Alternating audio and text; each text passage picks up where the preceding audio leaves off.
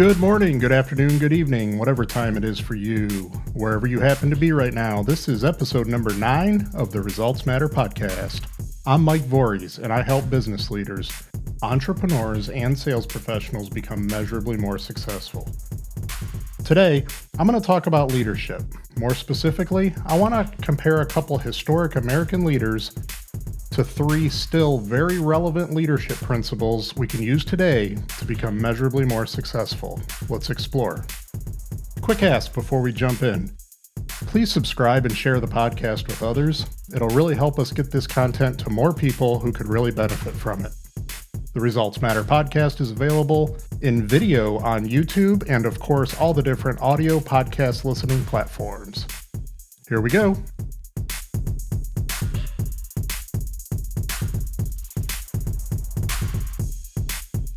All right, so this past week in the United States, we celebrated President's Day, as we do every year on the third Monday in February. The holiday was originally established in 1885 to recognize our nation's first president, George Washington. The holiday became popularly known as President's Day after it was moved to the third Monday in February as part of the Uniform Monday Holiday Act. That's a mouthful. The Uniform Monday Holiday Act. That's what we want here in America as American workers, more 3-day weekends. Sorry, Mr. President, your birthday doesn't get to be on the same date anymore, but instead, always on a Monday. For those of you who are interested, President Washington's actual birthday was February 22nd.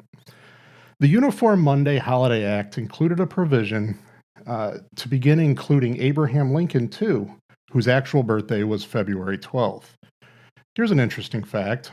President's Day never falls on the actual birthday of any U.S. president. Former presidents George Washington and Abraham Lincoln are 2 of the most widely celebrated on this holiday. However, depending where in the country you are, many now also look at this third Monday in February to remember and acknowledge the contributions of all American presidents. Well, that, and of course, big retail sales. Americans, we love our presidents, at least the dead ones, and of course, any reason to go shopping and to enjoy a bargain. President George Washington and Abraham Lincoln are arguably 2 of the most famous when we look at past presidents in a historical sense. Both are considered great leaders of their time. Both men faced tremendous challenges.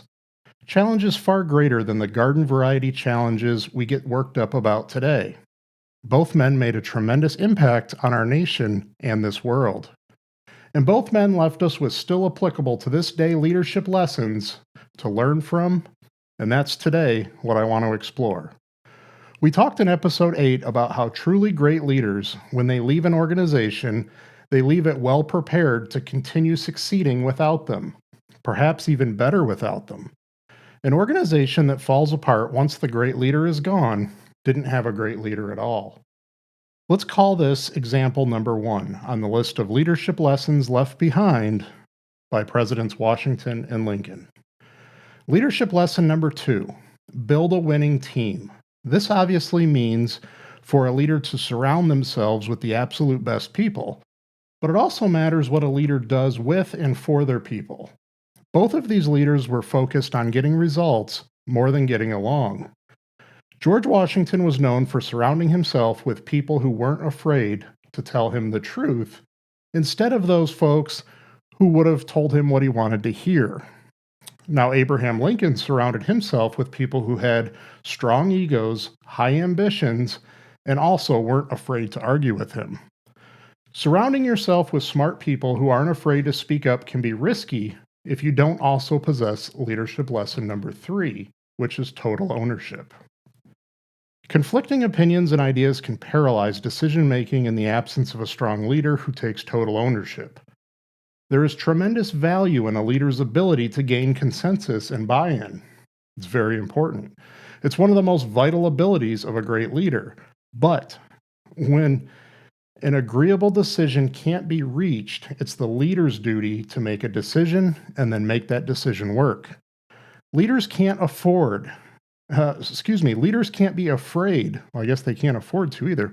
Leaders can't be afraid of making difficult decisions in the absence of total consensus or when immediate buy-in isn't attainable. A wise leader considers advice, but has the courage to make decisive decisions and take total ownership over those decisions, as well as the consequences and results that follow. Abraham Lincoln was not afraid to make key decisions on his own. It was Lincoln's decision alone to issue the Emancipation Proclamation to free slaves. Lincoln is said to have then consulted his cabinet on implementation and timing. Some of his cabinet did not agree with his decision, but they knew they had at least been afforded the opportunity to be heard.